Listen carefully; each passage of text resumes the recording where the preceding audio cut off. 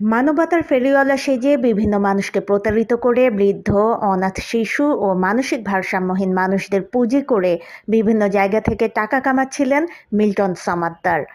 মানুষের দানের টাকায় ২০১৪ সালে মিরপুরের পাইকপাড়ায় গড়ে তোলা এই child and old age care নামের প্রতিষ্ঠান ভবনের টর্চার সেলে মানুষকে ধরে নিয়ে পেটানো হয় নির্মমভাবে। সেখানে মানুষ পেটানোর জন্য রয়েছে নানা দেশীয় অস্ত্রশস্ত্র। আর গণমাধ্যমে সবকিছু জানার পর এখন আতঙ্কে রয়েছে এলাকাবাসী।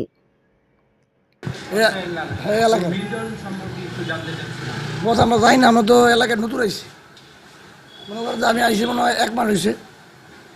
এর বিষয়ে আমি যাই না, কিন্তু ওই শুনছি যে সব মিডিয়ার মাধ্যমে শুনছি, ওই টিভিতে মোবাইলে শুনছি যে হ্যাঁ এটা করছে সেটা করছে উল্টা পাল্টা এই শুনছি, নাহলে এই তো বৃত্তান্ত বেশি কিছু যাই না।